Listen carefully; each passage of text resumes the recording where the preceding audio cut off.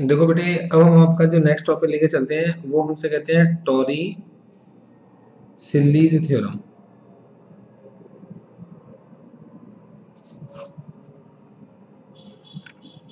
देखो टॉरी silly theorem हमसे क्या कहती है कि सपोज करो कोई आपके पास में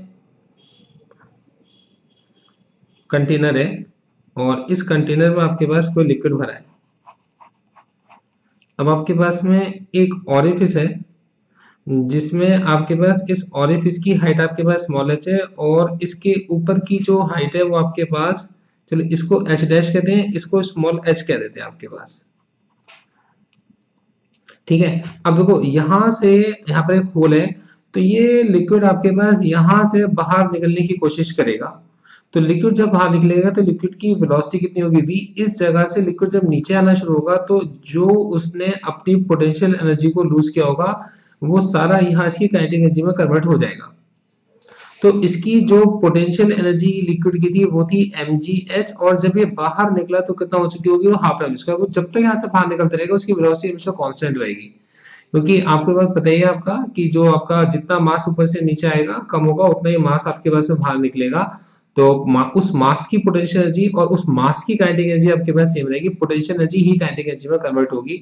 तो सबसे पहले आपके पास m से m कैंसिल आउट हो गया और 2gh का स्क्वायर रूट आपके पास वेलोसिटी बन जाती है। अब बेटे जब ये लिक्विड यहां से बाहर गिरेगा तो लिक्विड कुछ इस तरीके से बाहर निकलेगा और मैं ये कहता हूं कि ये डिस्टेंस जो ट्रेवल करेगा वो कितना होगा आपके पास s होगा। अब आपको पता है कि हॉरिजॉन्टल डायरेक्शन में वेलोसिटी हमेशा कांस्टेंट रहती है, और ये जो इसने नीचे की तरफ गिरना शुरू किया, नीचे की तरफ गिरते समय इसकी वेलोसिटी कितनी थी, नीचे वाली वेलोसिटी जीरो थी, आगे वाली वेलोसिटी v थी, नीचे वाली वेलोसिटी थी, मतलब वर्टिकल वेलोसिटी जीरो थी। तो आपके पास जो हाइट h डैश है ये होगा 0t प्लस में कितना होगा आपके पास हाफ जी टी स्क्वायर। तो यहां से 2h डैश अपॉन में g का स्क्वायर रूट जो होगा वो आपका टाइम t निकल कर आ गया, इतनी देर में लिक्विड आपके पास नीचे पहुंचेगा। यह तक क्लियर है। अब मेरे को टाइम पता है, वेलोसिटी पता है, डिस्टेंस में बड़े आराम से निकाल सकता हूं। मेरा जो डिस्टेंस होगा s is equals to velocity into time.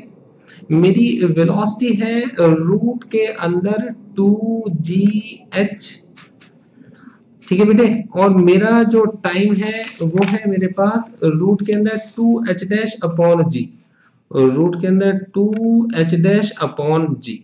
बेटे मैं इसको एक ही रूट में लिख दूंगा 2gh और 2h डैश अपॉन जी। इसमें ये दो टू है तो 2 बाहर आ जाएगा, जी से जी कैंसिल आउट हो जाएगा, रूट के अंदर h डैश, ये वो डिस्टेंस निकल कर आएगा। तीन फॉर्मूले काम के निकले। जिस वेलोसिटी से बाहर निकलेगा वो रूट के अंदर 2gh होगी, जो इसको टाइम लगेगा नीचे गिरने में रूट के अंदर 2h डैश अपॉन जी होगा, और जो इसने डिस्टेंस ट्रेवल किया वो 2 टाइम्स रूट के अंदर h और h डैश होगा। बच्चों इस वीडियो को लाइक करना जरूरी है, अगर आपको लगता है कि वीडियो आपके काम की, किसी के भी काम की है, और तो शेयर करना भी जरूरी है, और सब्सक्राइब करना तो आप लोग बिल्कुल नहीं भूलेंगे। तो आप सब लोग इसको अभी सब्सक्राइब करेंगे, आप अभी फौरन सब्सक्राइब कीजिए, उसके बाद कोई दूसरा काम कीजिएगा। Thank you so much.